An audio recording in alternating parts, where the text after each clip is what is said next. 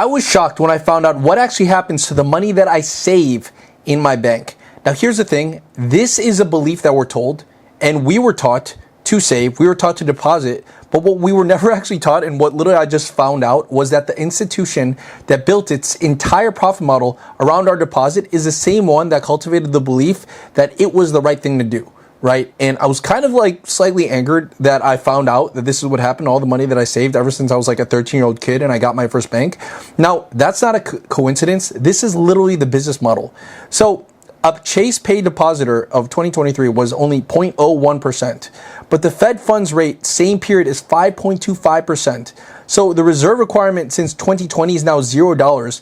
And all of these numbers, if they don't make mistakes, or if they don't actually make sense, is slightly infuriating when you find out exactly what they mean. Now, I'm really curious, who taught you to save, and what did they do with your money while you believed it was waiting for you? Now, here's the thing. The installation process was pay yourself first.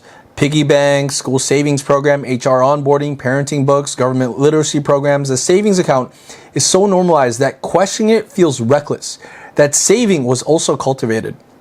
So, I mean, think about this. I remember when I was like 4 to 7, right? And I remember I got like my first birthday presents, and, you know, it's like the aunts and uncles that would not just get me clothes and socks was like, okay, here's a $20 bill, which back then was a lot. Mom and dad were like, put it in your piggy bank. So physical installation, money goes in, virtue accumulates. The habit is bodily before it is rational. You cannot question what you haven't yet like conceptualized when you were a kid. Then school savings program, ages 8 to 14. Many sponsored directly by banks. Passbooks, Friday coin rituals, the savings account positioned as the natural adult evolution of the piggy bank. Then you have age 18 to 22, HR onboarding. We recommend opening a savings account, direct deposit, emergency fund guidance. The bank's preferred behavior framed as institutional wisdom and personal responsibility. Now here's the thing. The vehicle was not chosen for your benefit. The choice was framed as obvious. You would not notice that it was actually a choice. Now, here's what happens and how the money actually moves on your $1,000 deposit. So it becomes $9,000 plus in loans, and you earn only 10 cents a year. So your $1,000 deposit, bank earns 7 to 29%. Okay, so bank back then would keep $100 in reserves, and then it would lend $900 to Bank B and Bank C. Bank B would then auto loan it at 10.4% APR to Bank D. Then you have like $856 lent, personal loan, 18% APR. And then here, Bank C lending to Bank E, you literally have $590 lent, and then student loans, 7.5% APR. So $1,000 deposit, you lead to $9,000 plus in total lending capacity. And with all that lending capacity, you only earn 10 cents a year, okay? And this is why it gets a little bit weird. The FDIC solved a real problem and created a perfect opportunity. The banking system needed deposits to fuel post-war lending expansion. The FDIC removed the psychological barrier to depositing in financial education programs, funding by banking associations, then normalized savings in banks as civic virtue. The sequence is documented. The timing is not coincidental. So the American Bankers Association educational efforts beginning in the 1940s explicitly connected banking habits to American citizenship and economic virtue, turning it into our identity. And then at this moment, what you have is 1990s to now, you literally have bank-funded curricula, and today 0.1% like API, and the belief is intact. But here's the thing: if the Fed rate is at 5.25% and the Chase savings is only 0.01%, the gap is bank profit margin on your deposit. Okay, so the bank is literally making money off of the difference when you compare the federal funds rate to the big bank savings for Chase, Bank of America, and Wells Fargo. So another one is a silent guaranteed loss. So $10,000 saved for 20 years. The nominal is about $11,000 added up, but the real purchasing power is $7,400. Okay, so this is what the banks don't tell you on what your actual income goes up. Even though it looks like it's going up, it's actually not in terms of value. The number went up. The thing it buys went down. Your bank never sent you a notification.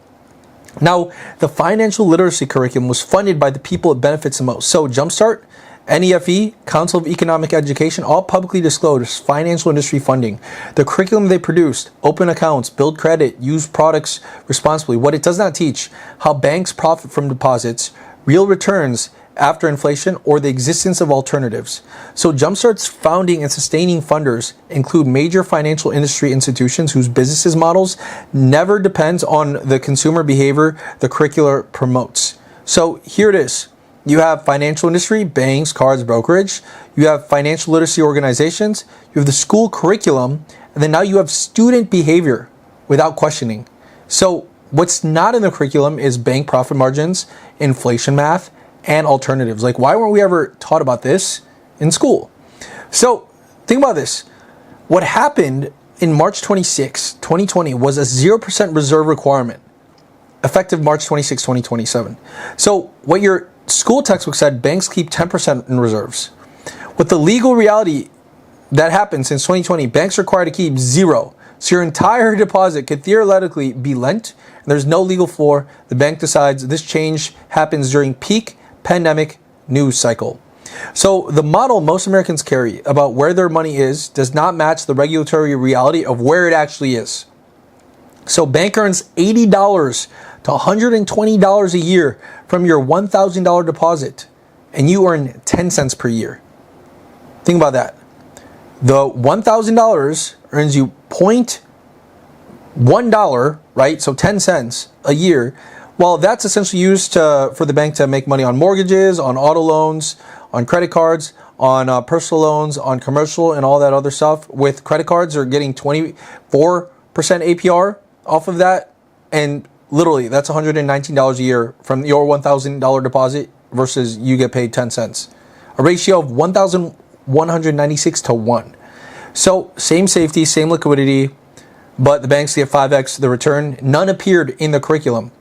So literally, big banks, online savings yields, U.S. Treasury bills, Series I bonds, money market funds, GovBack, USBack, FDIC, safety. But then what happened is we were essentially only told about this in the curriculum.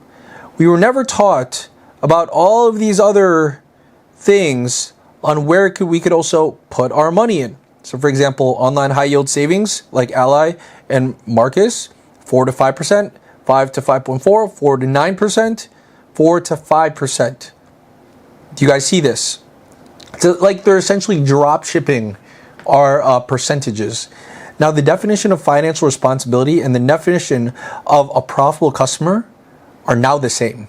So if you are the most financially responsible, you are also the most profitable customer for banks. Now, this is not coincidental. Behaviors that maximize bank revenue were systematically coded as virtuous. The curriculum teaches the overlap. The alternatives are absent from it. Now, again, maximize your outcome, pay cash, no fees, no interest. Maximize bank revenue, pay cash, zero revenue. If the big banks are saving at 0.01%, that is high margin. Paying card in full monthly equals credit score. Pay card in full, interchanges, fees still flow. Right? Everything is designed to not necessarily maximize your outcome, but maximizing the bank's outcome.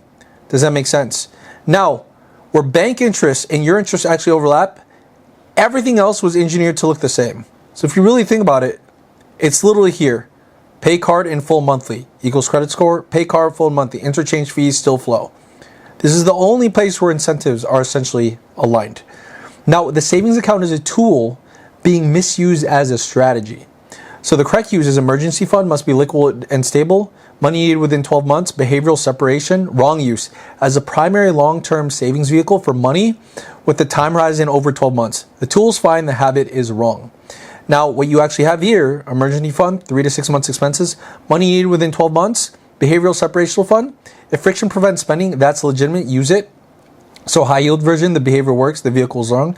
But as long-term wealth building strategy, money with a 5+ year horizon in a savings account at 0.01% loses real value every year. This is the misuse the habit creates. Does that make sense? So here are what you could actually do. Each one is a phone and 20 minutes takes all you need. So number one, open up a high yield savings account. You have Ally, Marcus, SoFi. FDIC, literally identical, and you have 4 to 5% versus 0.01%. So 2, money not needed for 1 to 3 years. You could put in treasury bills via treasurydirect.gov or any brokerage. Safer than any bank, 5% plus in 2023. You have 3, 5+ year horizon, low cost index funds, 6 to 7% real annual return historically, savings account 2.5% real, not the same category. 4, check your savings API right now. Open your banking app, find the number. If it's below 4% in a 4% plus environment, you are losing real money today. And 5, learn nominal versus real return. Nominal, what the bank shows, real, what it buys. Every financial decision improves when you know both. Now, you were taught to deposit. The difference was worth literally trillions. Now, this was not neutral. The advice was not disinterested. The habit was installed by the people who profit from it. That's the same pattern as every video that we've had so far in the series. The belief was always installed by you, in you, by someone that was actually benefiting from it.